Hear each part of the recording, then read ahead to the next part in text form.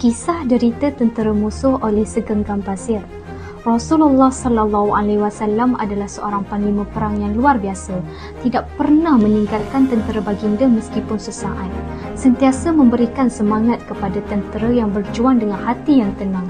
Pasukan Quraisy pula memerangi pasukan muslim tanpa henti dan berusaha untuk memporak-porandakan mereka, sedang Rasulullah sallallahu alaihi wasallam berdiri di depan mereka seperti benteng yang kukuh.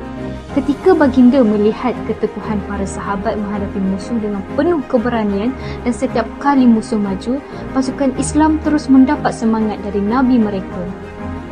Pertempuran berkecamuk dengan sengitnya. Ketika tentera semakin kuat ke atas pasukan Islam, Rasulullah sallallahu alaihi wasallam membongkok dan mengambil segenggam pasir, kemudian melemparkan pasir itu ke arah tentera kafir sambil berdoa, dan langsung pasukan musyrik merasakan mata mereka kesakitan dan terus meninggalkan medan pertempuran. Selepas itu, tekanan kepada pasukan Islam semakin melemah dan Rasulullah sallallahu alaihi wasallam telah memberikan semangat kepada pasukannya dengan memberitahukan kepada mereka dengan syurga Allah Subhanahu wa taala.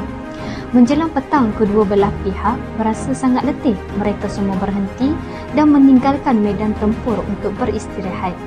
Di kawasan musuh terdampar kesan segenggam pasir dan pasukan Islam menganggap hal itu sebagai salah satu mukjizat Nabi Muhammad sallallahu alaihi wasallam.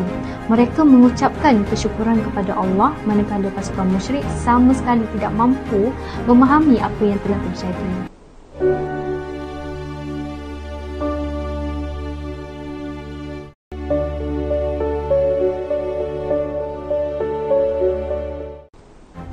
Kisah derita tentera musuh oleh segenggam pasir. Rasulullah sallallahu alaihi wasallam adalah seorang panglima perang yang luar biasa, tidak pernah meninggalkan tentera baginda meskipun sesaat.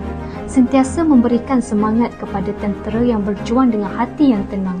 Pasukan Quraisy pula memerangi pasukan muslim tanpa henti dan berusaha untuk memporak-porandakan mereka, sedang Rasulullah sallallahu alaihi wasallam berdiri di depan mereka seperti benteng yang kukuh.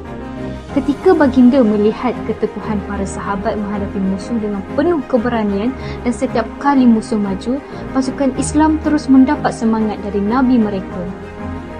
Pertempuran berkecamuk dengan sengitnya. Ketika tentera semakin kuat ke atas pasukan Islam, Rasulullah sallallahu alaihi wasallam membongkok dan mengambil segenggam pasir, kemudian melemparkan pasir itu ke arah tentera kafir sambil berdoa, dan langsung pasukan musyrik merasakan